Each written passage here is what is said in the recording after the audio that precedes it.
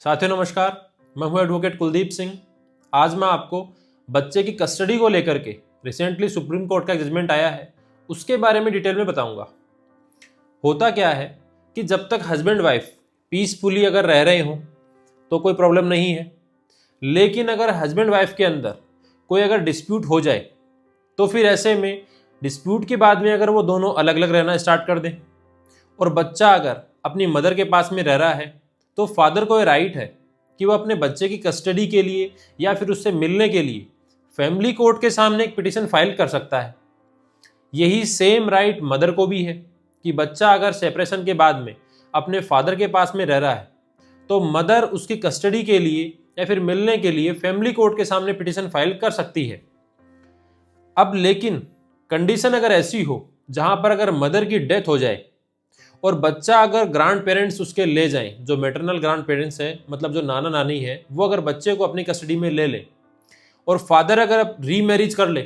दूसरी शादी कर लेता है, तो फिर ऐसे में क्या फादर को राइट है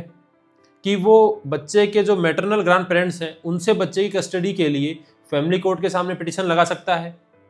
इन दोनों में से बेटर टाइटल किसका है, मतलब बच्चे को रखने का ज़्यादा अधिकार किसका है? मैटरनल ग्रांड पेरेंट्स का है मतलब नाना नानी का है या फिर उसके फादर का है?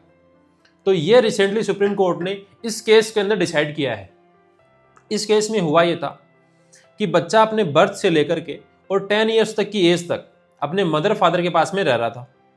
2021 के अंदर मदर की डेथ हो गई, उसके बाद में फादर ने रीमैरिज कर ली, तो मैटरनल ग्रांड पेरेंट्स उस बच्चे को अपने पास में रखने लग गए। उस दौरान मैटरनल ग्रांड पेरेंट्स ने उस बच्चे के लिए इंश्योरेंस भी करवाई, साथ में कुछ अमाउंट और भी डिपॉजिट करवाया जो उस बच्चे के नाम पर था कि जैसे ही बच्चा मेजर होगा तो वो उसका यूज कर सकता है। तो इस तरीके से वेलफेयर के लिए उन्होंने पूरा ध्यान दिया बच्चे पर। लेकिन बाद में जब रीमैरिज कर ली फादर ने, तो उसके बाद में फादर ने फैमिली कोर्ट के सामने बच्चे की कस्टडी लेने के लिए एक पिटीशन फाइल की और उसके साथ में हाई कोर्ट के सामने भी एक पिटीशन फाइल कर दी कि बच्चे की कस्टडी उसे दिलवाई जाए। तो हाई कोर्ट के सामने जब सारे फैक्ट आए कि फादर ने रीमैरिज कर ली है,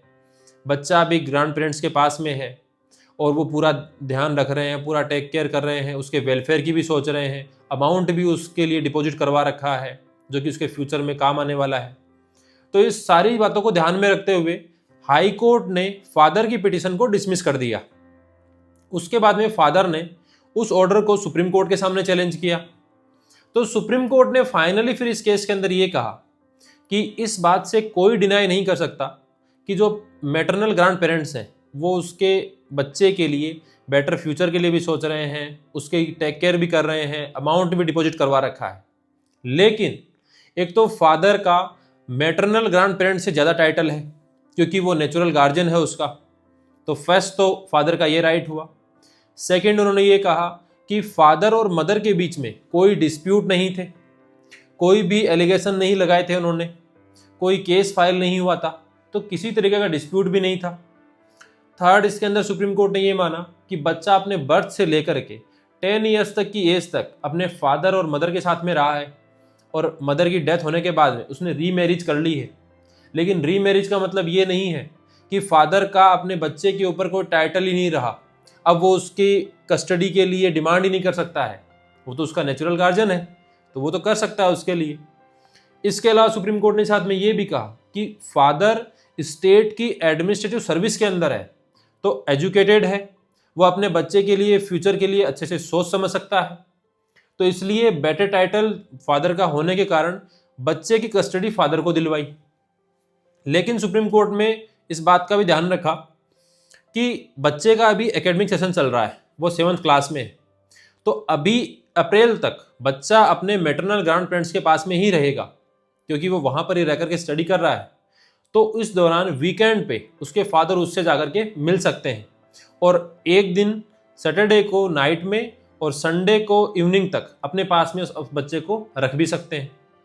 और जैसे ये सेशन कंप्लीट होगा उसके बाद में जो मैटरनल ग्रांड पेरेंट्स को वो बच्चा उसके नेचुरल गार्जियन जो उसके फादर हैं उनको देना होगा, लेकिन वो दिया जाएगा एसएचओ के सामने। मीन्स ये प्रूफ होना चाहिए कि बच्चे की कस्टडी उसके फादर को दे दी गई है। तो ये भी इसके अंदर सुप्रीम कोर्ट ने डिसाइड किया है। तो अगर आपका केस भी कुछ ऐसा ही है कि जहाँ पर अगर डिस्प्यूट चल रहा हो, और नेचुरली इसमें होता कई बार यही है कि अगर मदर की डेथ हो जाए तो मैटरनल ग्रैंड पेरेंट्स ये सोचते हैं कि फादर ने रीमैरिज कर ली है, तो ऐसे में उसका अच्छे से ध्यान नहीं रखेगा बच्चे का, उसके वेलफेयर के लिए नहीं सोचेगा। जो सेकंड मदर आएगी वो उसकी एक एज ए मदर की तरह उसकी टेक केयर नहीं करेगी। इस केस में भी यही हुआ कि जो सेकंड मदर है, जो हस्बैंड ने रीमैरिज की है, तो उसने एफिडेविट दिया कि मैं एज ए मदर ही इसकी पूरी टेक केयर करूंगी, प्रॉपर तरीके से ध्यान रखूंगी जैसे कि उसकी मदर अगर रखती। तो इस तरीके से अगर आप करते हैं तो फिर कस्टडी आपको राइट है लेने का, क्योंकि मैटरनल ग्रैंड पेरेंट्स वो अपनी जगह सही हैं, लेकिन नेचुरल गार्जियन जो है, मदर फादर जो हैं, उनका प्राइमरी राइट है अपने बच्चे की कस्टडी अपने पास में लेने के लिए। तो आई होप आप समझ गए होंगे कि बच्चे की कस्टडी का राइट किसके पास में ज़्यादा है। और अगर आपके केस में भी ऐसा कुछ है तो आप सुप्रीम कोर्ट के जजमेंट के आधार पर बच्चे की कस्टडी अपने पास में ले सकते हैं। इस वीडियो को अधिक से अधिक शेयर करें और उस व्यक्ति तक जरूर पहुंचाएं जिसका कस्टडी का केस चल रहा है, क्योंकि आज के समय फैमिली कोर्ट में ऐसे डिस्प्यूट बहुत अधिक बढ़ गए हैं जहां पर फादर रीमैरिज कर लेता है और उसके बाद में बच्चे की कस्टडी मैटरनल ग्रैंड पेरेंट्स अपने पास में ले लेते हैं।